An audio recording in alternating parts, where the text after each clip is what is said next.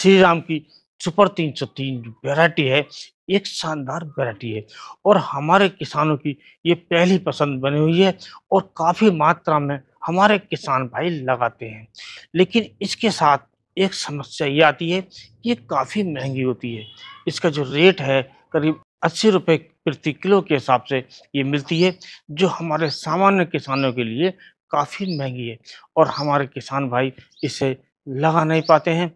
तो अब बात आती है कि जो किसान भाई इसे नहीं खरीद पाते हैं या कम मात्रा में खरीद पाते हैं, तो अगले वर्ष इसे लगा सकते हैं, ये नहीं ले सकते हैं।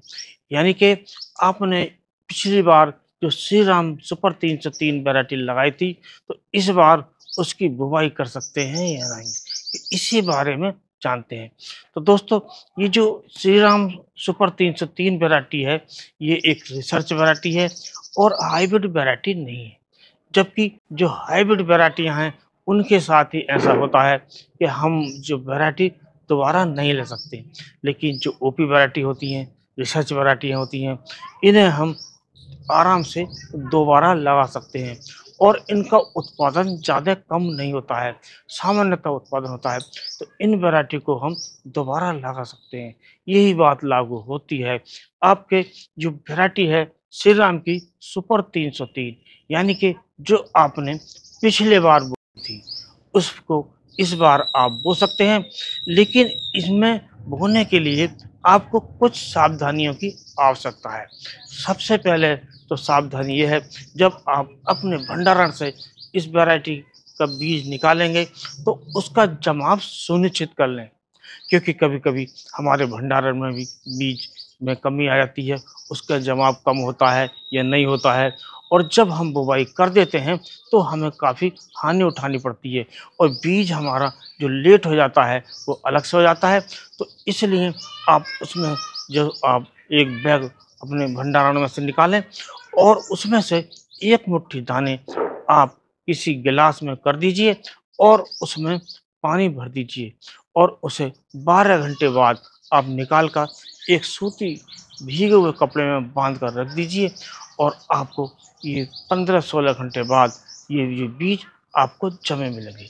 जब आप वो पोटली खोलेंगे और खोलने के बाद आप ये निश्चित करें कि हमें बीज बोना है, क्योंकि यदि बीज की जो जमाव है काफ़ी अच्छा आता है, तो आप उसे बो सकते हैं और उसका जमाव कम आता है, तो नहीं बो।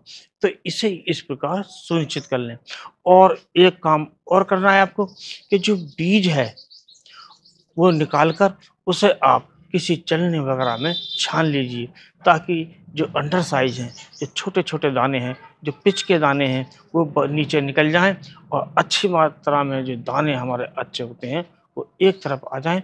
उन्हें ही बोने के काम में प्रयोग करना चाहिए और बुवाई से पहले आप इनका सीड ट्रीटमेंट अवश्य कर लें। सीड ट्रीटमेंट के लिए आप ले सकते हैं जो कार्बनडाजिम 50% आती है, 2 ग्राम प्रति किलोग्राम के अनुसार आप बो सकते हैं।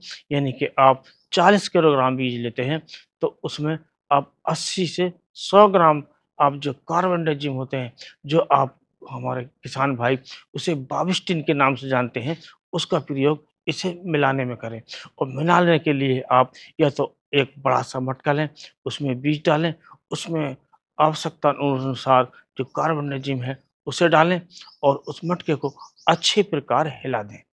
या फिर आप एक चादर लीजिए, चादर पर आप बीज डालिए और बीज डालने के बाद उस पर कार्बन डालिए और उसे 2 आदमी की आवश्यकता होगी।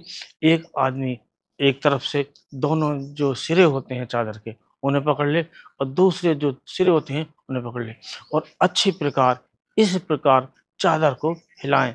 इससे आपका जो बीज है, एक समान मात्रा में मिल जाएगा और आपका जो सीड ट्रीटमेंट हो जाएगा, वो काफ़ी शानदार हो जाएगा।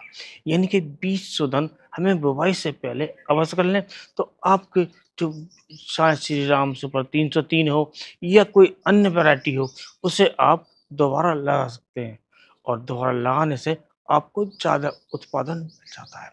तो आज के वीडियो में बस इतना ही और आज का वीडियो आपको कैसा लगा, कमेंट्स अवश्य कीजिए और जाने से पहले आप चैनल को सब्सक्राइब कीजिए, वीडियो को लाइक कीजिए।